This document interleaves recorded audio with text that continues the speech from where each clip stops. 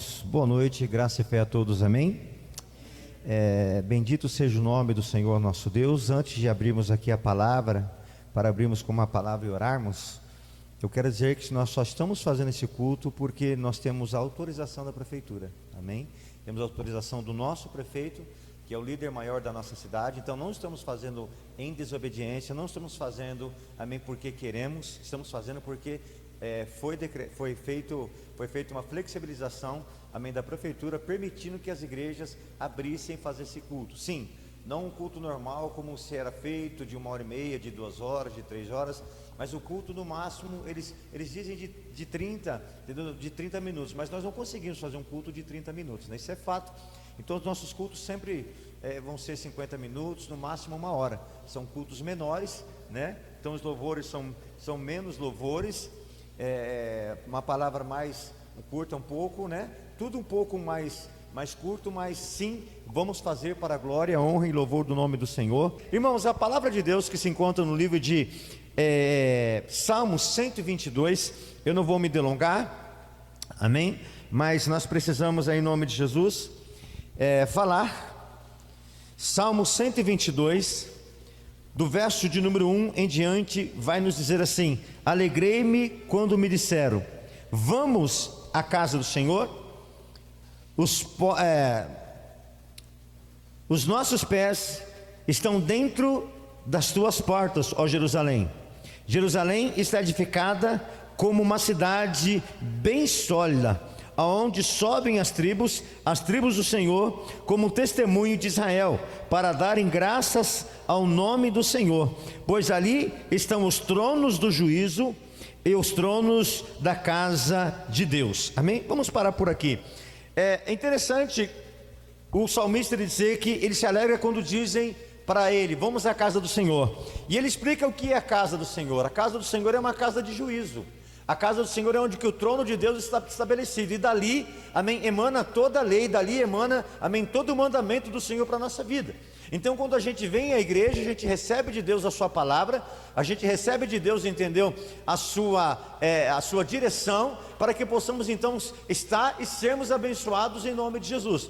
Então é importante, irmãos, vir à casa do Senhor nosso Deus, assim como nós temos visto quase que diariamente o nosso governador, amém, ele se pronunciar lá na televisão, falando a respeito das coisas que ele, vai abaixando mesmo, não tem jeito não, falando das coisas que ele tem feito, as medidas cautelares que ele tem tomado, amém, para a segurança do povo, assim também como o nosso prefeito, ele faz as lives, entendeu, falando sobre as medidas que têm sido tomadas para a segurança do povo. O Senhor também, pela tua palavra, ele nos ensina em nome de Jesus, quais são as medidas e qual é o comportamento do céu, qual é o comportamento de Deus diante de tudo isso que nós estamos vivendo. O céu está parado, pastor Maurício? Deus está deixando de agir diante de toda essa situação? Deus não está deixando de agir. Deus está parado? Não. Segundo a palavra de Deus, Deus trabalha para aqueles que nele confiam. Então Deus está trabalhando. Deus está trabalhando, Deus está criando situações, Deus está movendo os céus, Deus está movendo o reino, Deus está movendo anjos a nosso favor. Ou seja, da mesma forma que o governador, amém, ele move em direção a todo o estado, para demandar para todo o estado, o prefeito para demandar para toda a cidade, o nosso Deus, amém, se move em favor do teu povo. Então, a estar na casa de Deus, vir à casa de Deus, é receber informação para o dia de amanhã. Eu recebo de Deus hoje e vivo amanhã. Eu recebo de Deus hoje, eu vivo amanhã, vivo depois de amanhã, e vou viver enquanto tudo isso acontecer. Eu tenho que ter a lei de Deus, eu tenho que ter a palavra de Deus dentro do meu coração, e a palavra de Deus, ela só pode emanar de um lugar: do trono de Deus. E o salmista, ele diz que o trono de Deus está dentro da casa do Senhor, que os juízos de Deus estão dentro da igreja. Então é necessário que eu e você, em nome de Jesus, entendamos isso na presença do Senhor. Aonde está o juízo de Deus? Da onde vem o juízo de Deus? De dentro da tua casa. Aonde está o trono de Deus? Está dentro da casa dele. Amém? E para que serve o trono de Deus? Para emanar para nós, para trazer para nós segurança e uma palavra de bênção, amém, de segurança, em nome de Jesus nosso Senhor, amém? Eu te convido a ficar em pé neste momento em nome de Jesus, e nós vamos orar ao Senhor nosso Deus. Bendito seja o nome do Senhor. Eu vou pedir que preparem para mim um pedaço de papel higiênico com álcool gel, porque toda vez que alguém pega o microfone a gente tem que higienizar ele, tá bom? Então que algum diácono prepare para nós aí um pedaço de papel com álcool em gel, para a gente então fazer a higienização do microfone, amém? Bendito seja o nome do Senhor. Pai de amor e graça, em nome de Jesus Cristo, nosso Senhor e nosso Salvador, nós nos colocamos na Tua presença que é santa, para Te adorar, para Te glorificar, para Te bendizer, para Te pedir, Pai, que Tu és o nosso ajudador, Tu és o nosso Deus de geração em geração, e é deste trono, Senhor, e é desse púlpito, e é dessa tribuna que a Tua palavra, Senhor, vai testificar de que nós estamos na Tua presença e que a Tua presença está em cada um de nós. Pai querido de amor, fica conosco, o Senhor nos fortalece nesses dias, Senhor, de adversidade, porque a Tua própria palavra fala conosco, Senhor. Fala conosco no livro, meu Deus, de 2 Crônicas, capítulo 7, versículo 14.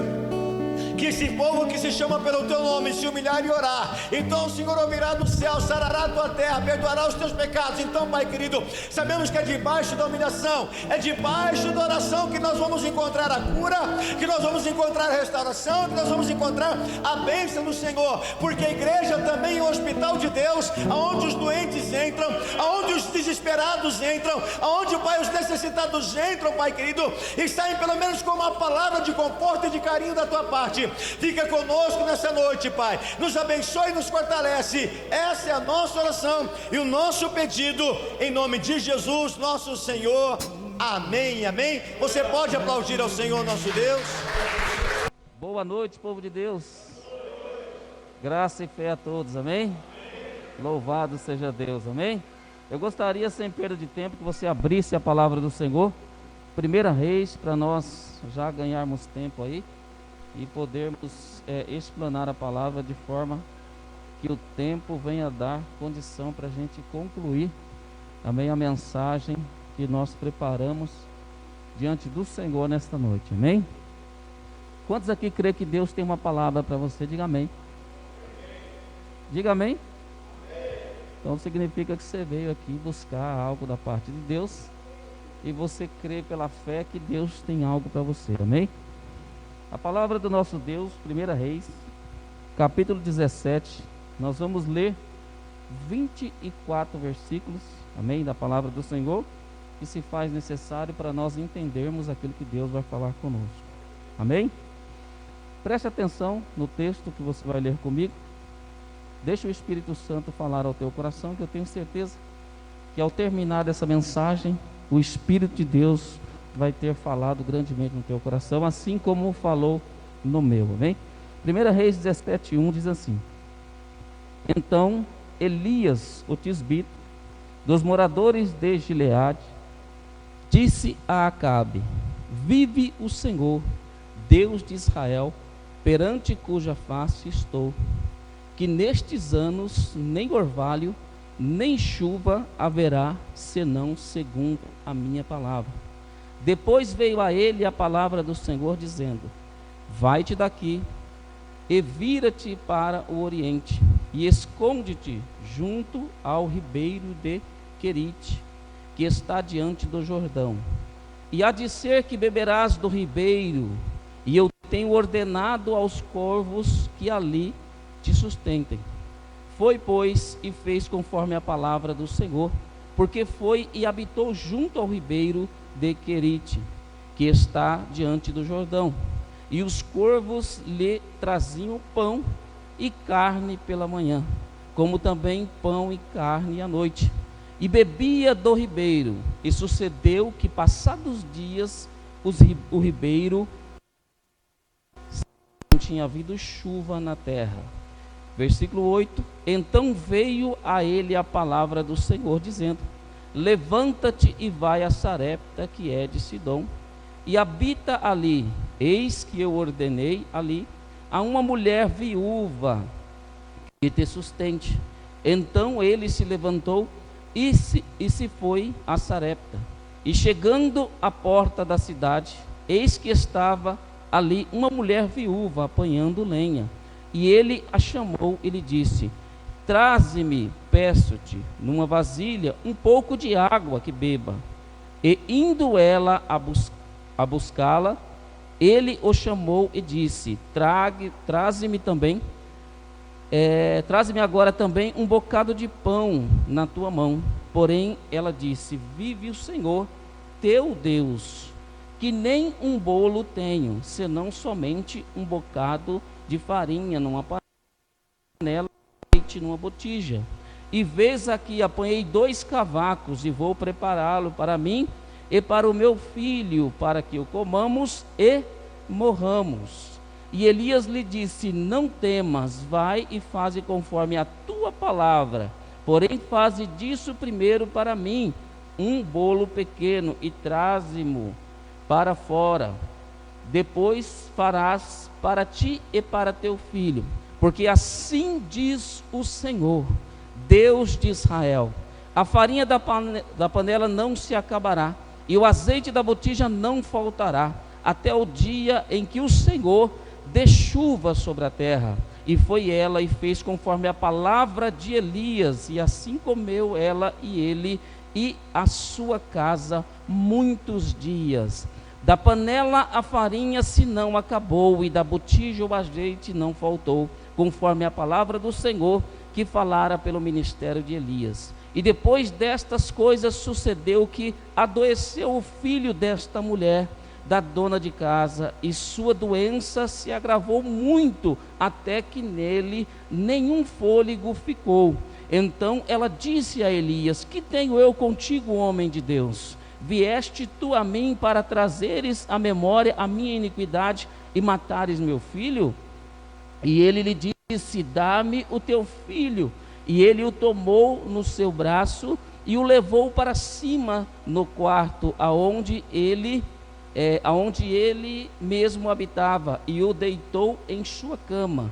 E clamou ao Senhor e disse: ó Senhor meu Deus, também até a esta viúva com quem eu moro afligistes, matando-lhe seu filho? Então se me pediu ao Senhor e disse: ó Senhor meu Deus, rogo-te que torne a alma deste menino a entrar nele. E o Senhor ouviu a voz de Elias, e a alma do menino tornou a entrar nele e reviveu. E Elias tomou o menino e o trouxe do quarto à casa, e o deu à sua mãe, e disse Elias: vês aí, teu filho vive. Então a mulher disse a Elias: nisto conheço agora que tu és homem de Deus, e que a palavra do Senhor na tua boca é verdade. Levante a sua mão ao céu, feche os teus olhos. Senhor Deus, graças te damos, Senhor, porque não há outro além de ti, não há outro Deus além do Senhor. Por isso, ó Pai querido, nesta noite não queremos simplesmente, ó Pai, fazer menção da Tua palavra como um conto qualquer, como uma história, Senhor, contada para alegrar os corações. Mas queremos, ó Pai querido, em nome de Jesus, ó Deus, pregar a Tua palavra, Senhor, com a autoridade do Teu Espírito Santo. Por isso pedimos a Ti, Senhor, que o Senhor venha nos envolver neste lugar, de forma sobrenatural, Senhor, para que nós possamos nos conectar aos céus, e ver, ó Pai querido, que o Senhor está com os olhos abertos, Senhor, a este lugar, Senhor, que nós chamamos como casa de oração, como o Senhor, ó Pai querido, separou como casa de oração, ó Pai, e está aqui diante do Senhor o Teu povo, ó Deus, que crê, Senhor, na redenção, ó Pai querido, que crê, Senhor, no poder, ó Pai, da ação do Teu Espírito Santo. Por isso, ó Deus, fala conosco nesta noite, é o que nós te pedimos em nome de Jesus, amém. E você diga comigo antes de você atar: quando a fé é viva, quando a fé é viva, os milagres são reais. Se assente no teu lugar em nome de Jesus, fique à vontade, mas prestando atenção àquilo que você, amém, veio nesta noite, amém, buscar. Prestando atenção de que maneira? Você não está aqui simplesmente para voltar, simplesmente uma rotina religiosa de estar sentado nos bancos ouvindo um pregador ministrar a palavra. Não, você está voltando às atividades como igreja. Você está tomando a sua posição como igreja, como servo e como serva do Senhor no corpo de Cristo. Amém? Amém, igreja? Quando a fé é viva, os milagres, eles são reais. Presta bem atenção. O socorro sempre ele vem de onde nós menos esperamos. Assim são os mistérios do Senhor. Deus, ele nunca trabalha com a matemática ou com os cálculos do homem, porque toda a existência humana, ela foi constituída por Deus, ela foi criada por Deus. Então, quem é que dita as regras, quem é que fala o que vai ou não acontecer? É Deus. Nós somos criaturas, nós somos filhos de Deus, nós somos obedientes à palavra de Deus. Por isso o título desta mensagem: quando a fé é viva, os milagres são reais. Deixa eu contar algo para você. Nesta época em que nós acabamos de ler esse texto, amém? Era por lei, obrigação da nação cuidar dos seus profetas, zelar da saúde e do bem-estar dos seus profetas. Porém, nós vemos aqui que Deus, depois que Elias vai até o rei Acabe, faz uma intervenção da parte de Deus para mostrar para a nação de Israel que Deus era Deus e que Baal era simplesmente um Deus de letra minúscula criado pela mente humana. Acontece tudo isso que nós vamos falar daqui a pouco, mas presta bem atenção. Quando nós olhamos para esse texto, nós temos que entender o seguinte: na época de Elias, ou antes mesmo de Elias, e durante toda a existência do reino do norte, não houve um rei totalmente fiel no reino do norte ao Senhor. Quando nós olhamos para a palavra do Senhor, nós vemos nessa época um rei que reinava o reino do norte. Aqui era o rei Acabe. No reino do sul era o rei Asa, que reinava o reino do sul. No reino do sul existiam reis, homens fiéis a Deus, que guardavam a vontade do Senhor e os mandamentos do Senhor. Porém, no reino do norte sempre havia desvio de conduta, desvio de caráter, de posicionamento religioso. E nesta época aqui, Acabe, quando ele assumiu o trono, ele, para agradar a sua esposa Jezabel, ele vai e edifica um templo a um Deus com letra minúscula chamada Baal. E segundo a cultura deles, segundo a história que os profetas de Baal e os adoradores de Baal contavam, é que Baal era o Deus que mandava chuva, era o Deus que fazia as colheitas estarem abundantes. E na primeira intervenção que Elias vai ao rei, diz o seguinte: segundo a minha palavra, não vai mais chover em Israel, não vai mais vir chuva nem orvalho. Por quê? Porque eu estou na presença de um Deus verdadeiro, e esse Deus verdadeiro me manda dizer que não haverá chuva segundo a minha palavra.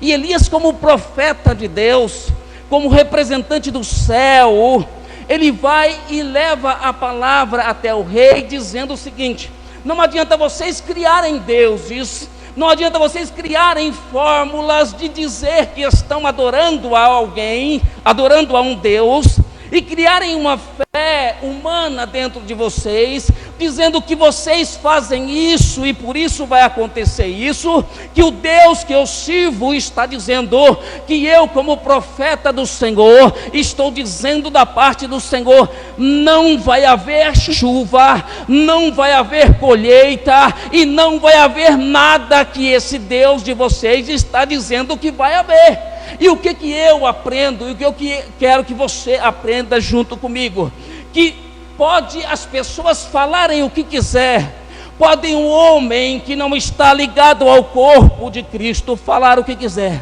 mas quem tem autoridade, quem está ligado ao corpo e pode falar algo, são os profetas do Senhor, são os pastores do Senhor, são os homens e as mulheres de Deus que vivem nessa geração ainda, que são representantes do céu. O céu não está parado, o céu não está com as portas fechadas, o céu não está longe de nós, muito pelo contrário. Jesus disse que o reino de Deus está em nós, mas Deus, ele faz as coisas do jeito dele. O profeta não altera a situação das coisas, o profeta não muda o rumo das coisas. O profeta simplesmente fala da parte de Deus o que vai acontecer.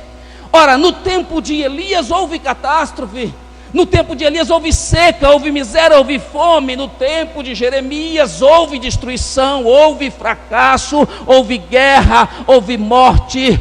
No tempo de todos os profetas sobre a face da terra, e eles não questionaram a Deus, porque eles entendiam: eu sou voz do Senhor. Quando Deus falar algo para mim, eu vou e falo para o povo. Eu não posso criar histórias, eu não posso inventar fatos. Então, quando nós falamos sobre uma fé viva, ela tem que estar pautada sobre o querer de Deus.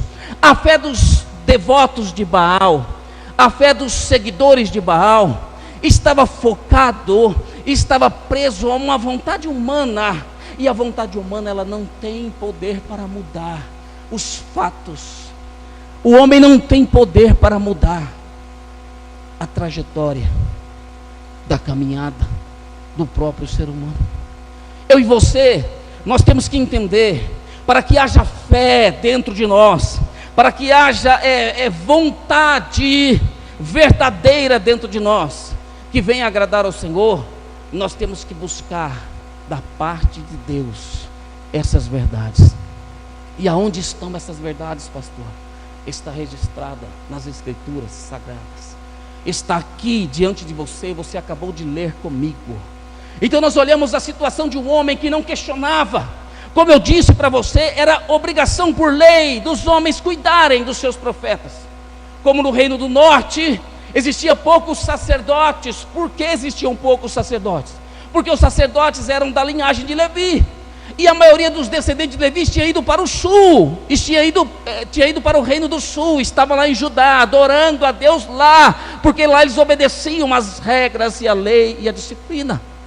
Aqui no norte ficaram poucos, e os poucos que ficaram, os reis começaram a colocar outras pessoas como sacerdote, e essas pessoas não estavam agradando ao Senhor. Essas pessoas não representavam o reino de Deus, elas não representavam os céus. E aí Deus levanta profeta para fazer com que o povo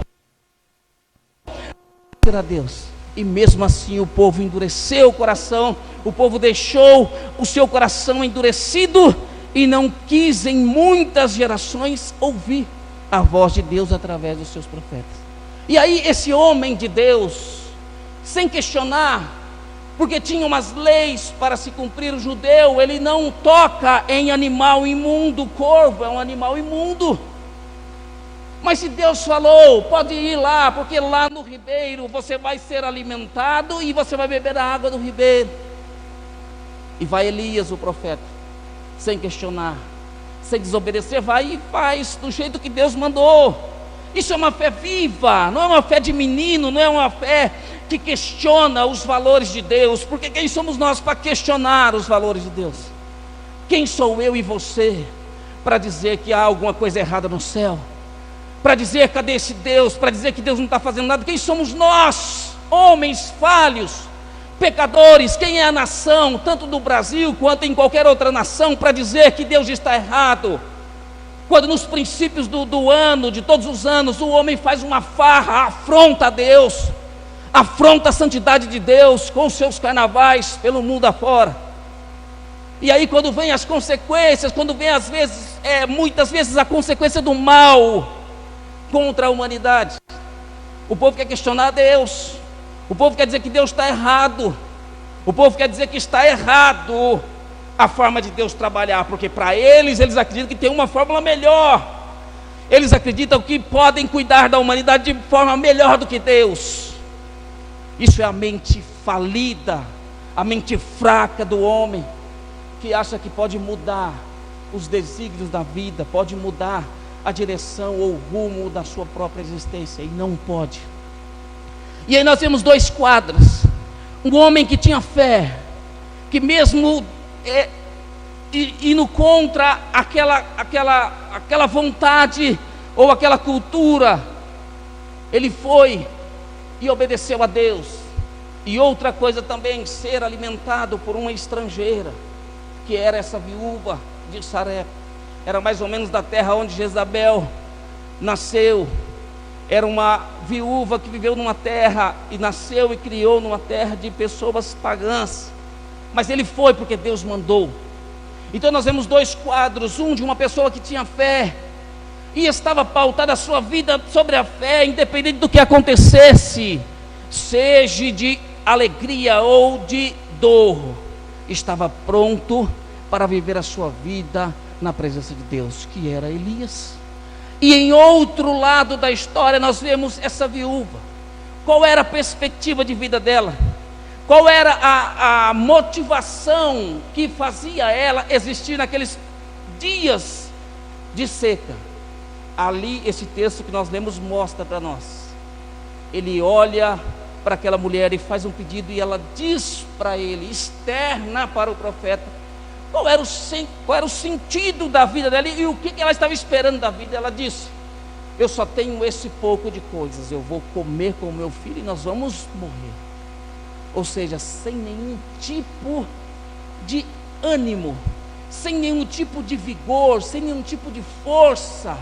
E muitas vezes nós, como servos de Deus, agimos como essa mulher. Quando nos falta o básico, quando nos faltam os recursos, nós muitas vezes nos desfalecemos. Nós muitas vezes deixamos a opressão que está ao nosso redor nos sufocar. E a Bíblia diz que nós temos que viver pela fé. A Bíblia diz: o meu justo viverá pela fé, e se ele recuar, a minha alma não tem mais prazer nele. E o que é fé, pastor? A fé, além dela ser o firme fundamento das coisas que se esperam, como dizia Hebreu, a fé também é resumida em Romanos, quando diz que ela vem pelo ouvir. Eu não posso ter uma fé cega, uma fé boba, ela tem que ser uma fé consciente naquilo que Deus falou. E eu espero algo, mas com consistência de verdade. Quando eu espero algo da parte de Deus, eu sei que vai acontecer. Quando eu espero algo da parte do céu, eu sei que Deus não vai ficar devendo para mim. Se Deus falou, Ele vai cumprir. Se Deus prometeu para você alguma coisa, coloca isso no teu coração. Deus não vai ficar te devendo nada. Deus, Ele vai cumprir.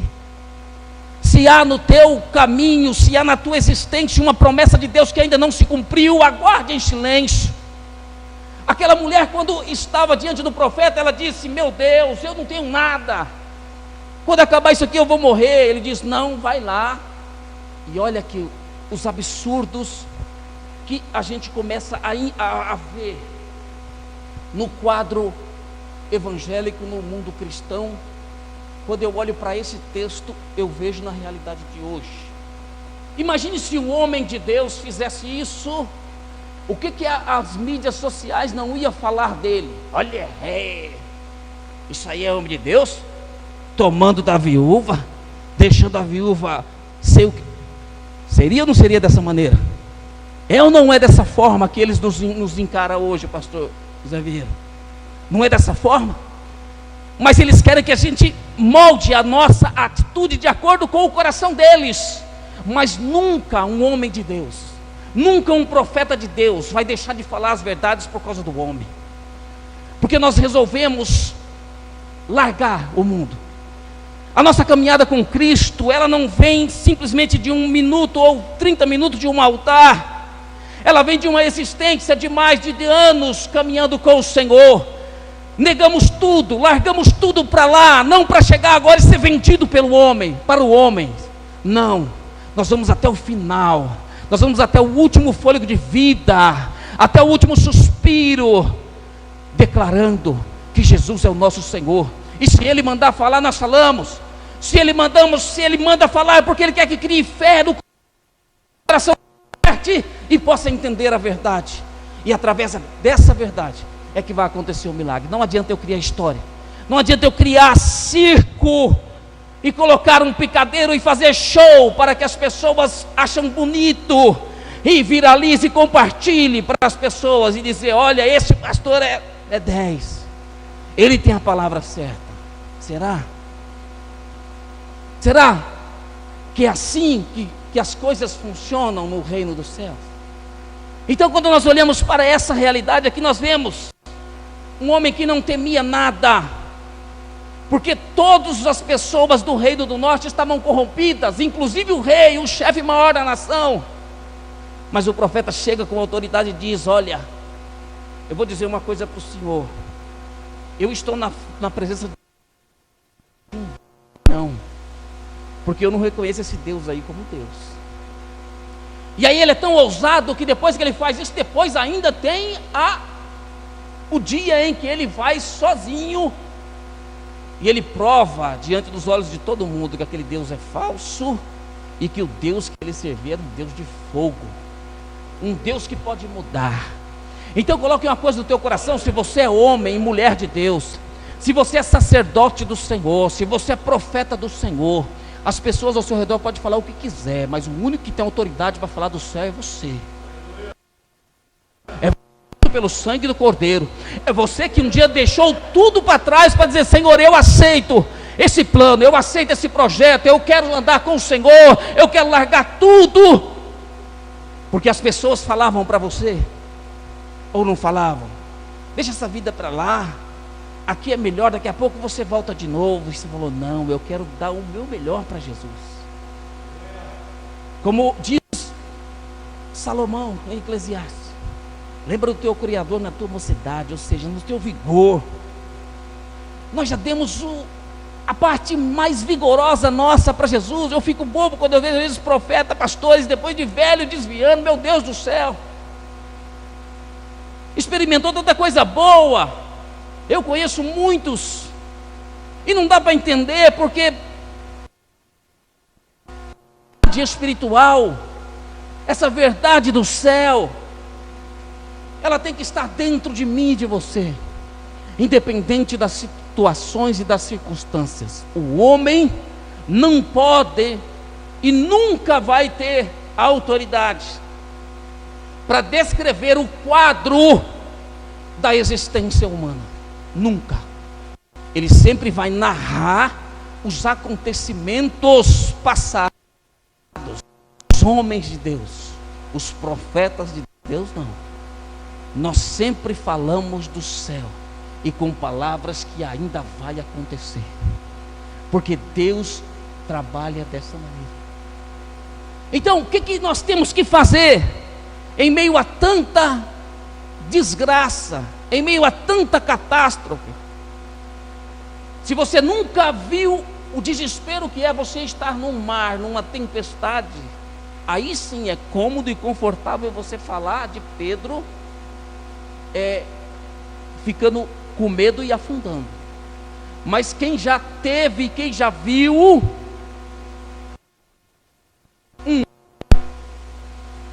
com vendavais, sabe que aquilo é o êxtase humano e leva o homem ao ápice do desespero. Então, nós estamos desta maneira.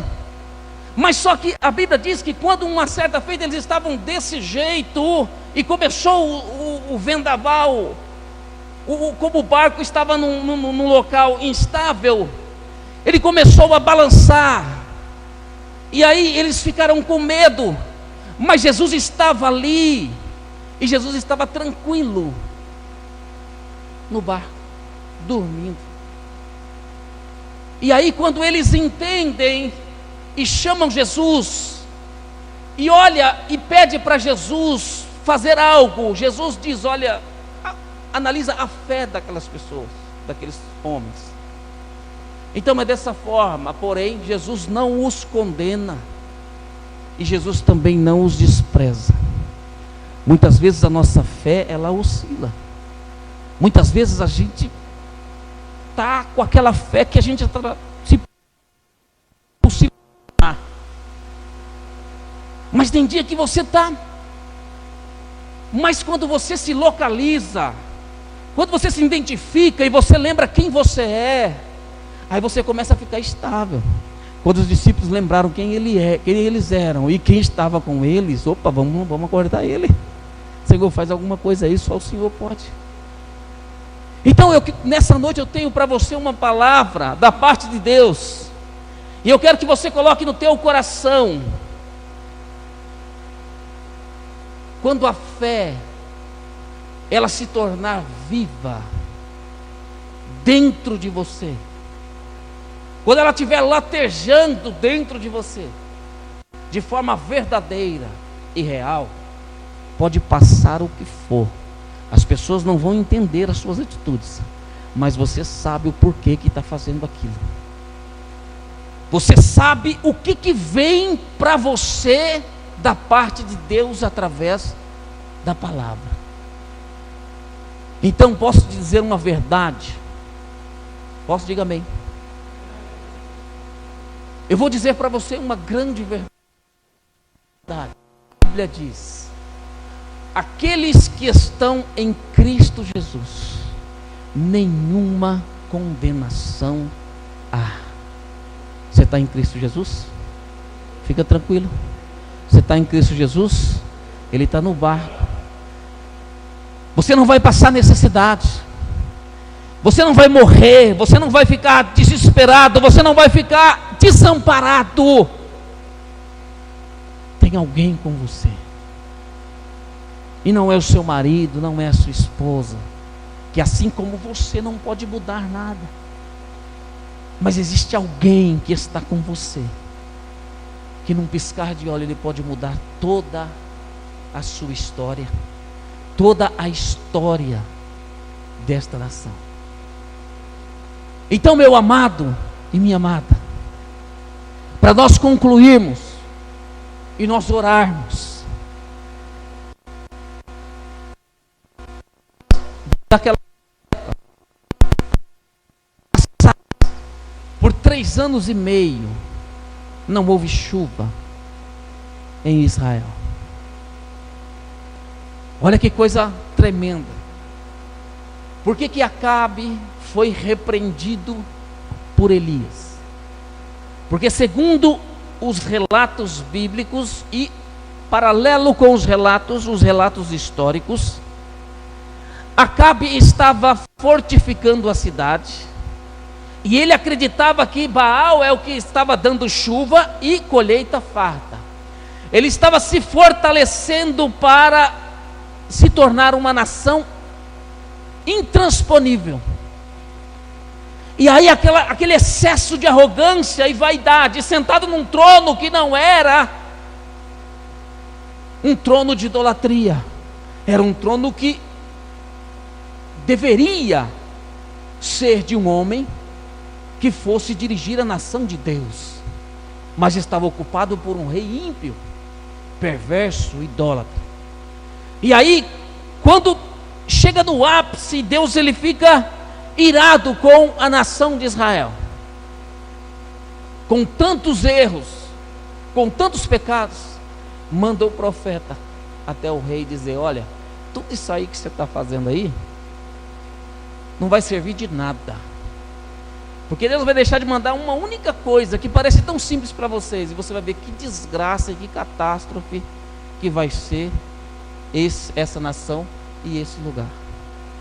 Então por 3 anos e meio houve uma seca tão grande, e com seca não há plantação, não há lavoura. Quem foi que disse? Foi Deus. Os profetas de Baal durante esses anos tentavam orar, buscavam, mas quem foi que disse que não ia chover? O profeta do Senhor, através da palavra de Deus. Quando o homem de Deus, que está revestido da autoridade do céu, toma a palavra para falar, doa quem doer, fale quem quiser falar. E aqui eu deixo para você um recado, para você, homem de Deus, você que está assistindo esse vídeo, você que está aqui na igreja, presta bem atenção. Pense bem antes de você falar contra um profeta de Deus, contra um homem de Deus. Pense muito bem, porque as coisas não mudaram, não. Deus continua o mesmo, está sentado no mesmo trono, com o mesmo poder, com a mesma autoridade, com o mesmo juízo, com a mesma espada, com o mesmo posicionamento de sempre, porque Ele é Deus. Então não pense eu e você que nós temos liberdade para falar o que nós queremos de um profeta, de um homem de Deus, como se Deus nos desse autorização. Não, Senhor, presta bem atenção. Antes de falar, dobre o teu joelho, ore a Deus. Pergunte para o Espírito Santo, vê se Deus quer que você abra a tua boca para falar algo sobre esse homem ou essa mulher de Deus, para que não venha sobre a tua vida algum mal ou alguma desgraça, amém? Inesperada. Parece estranho, né? Parece estranho numa época dessa, de tanta notícia ruim, de tanta calamidade. O pastor vem dizer que não pode falar contra os pastores. Pois é, isso está aqui, ó. Tá? Os homens e as mulheres do século 21 desprezaram e estão desprezando isso aqui.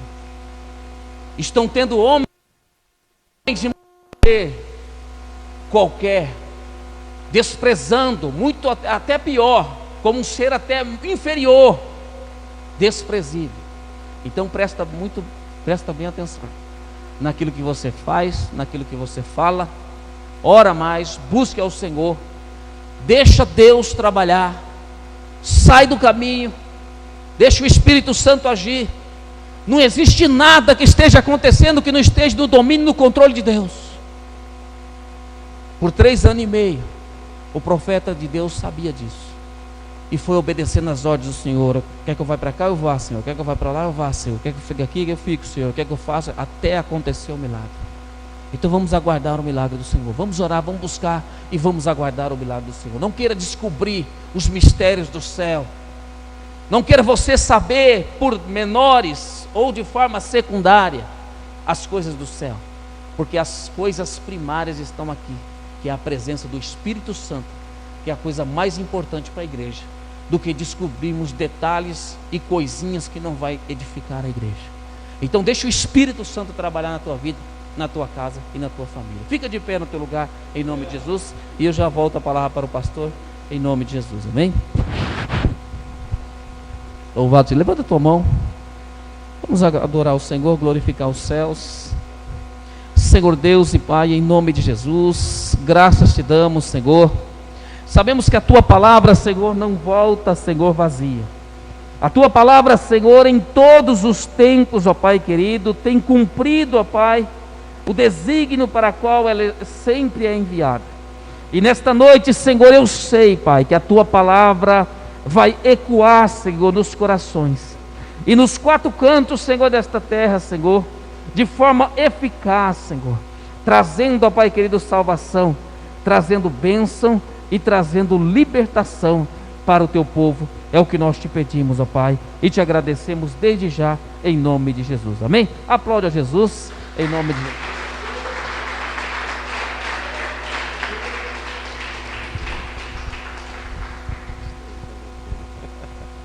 Glória a Deus, bendito seja o nome do nosso Deus, amém? Tome seu assento por um instante em nome de Jesus.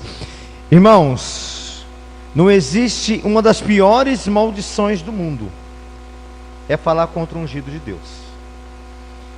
Quando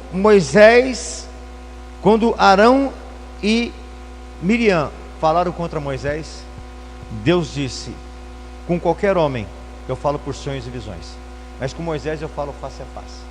Então não adianta falar contra quem Deus levanta. E é interessante que o pastor Maurício estava pregando, eu estava ali meditando em nome de Jesus,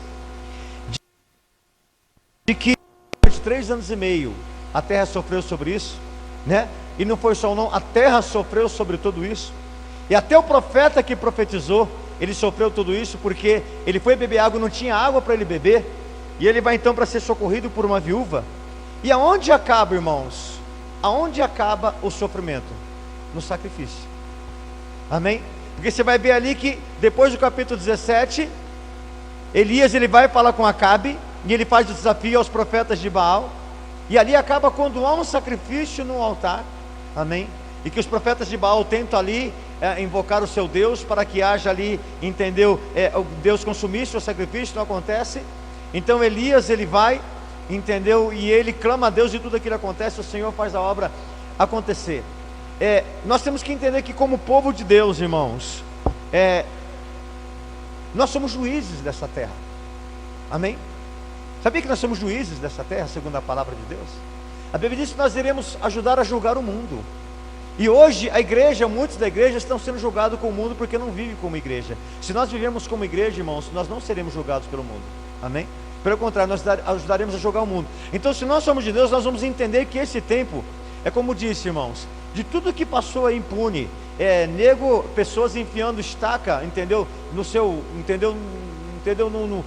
Na sua intimidade, entendeu? Cruz, nego fazendo tudo que isso, urinando, fazendo tudo que, entendeu? Tudo quanto é afronta a Deus, entendeu? Um carnaval, entendeu? Tudo isso. Você acha que isso passaria diante do Senhor sem juízo? Não. O mundo vê isso como uma coisa comum, Deus não vê comum, porque Deus é santo. Amém? E ninguém fere a santidade de Deus.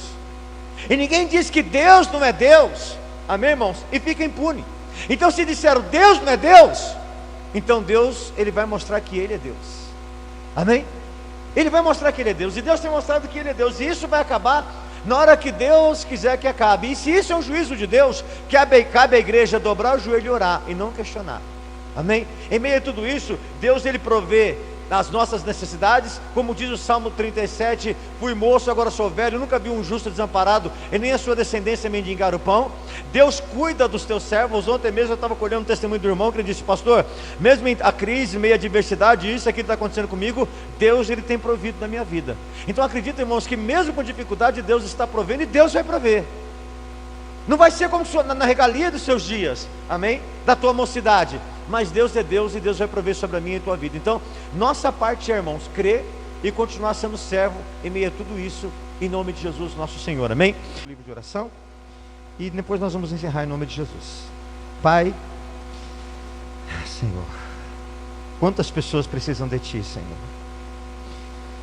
e o bom saber é que elas podem contar contigo, mas é bom saber também que elas podem contar conosco, Senhor, porque a Tua palavra diz que nós devemos ser suporte um para o outro, que nós devemos amar uns aos outros como Cristo nos amou primeiro, Senhor.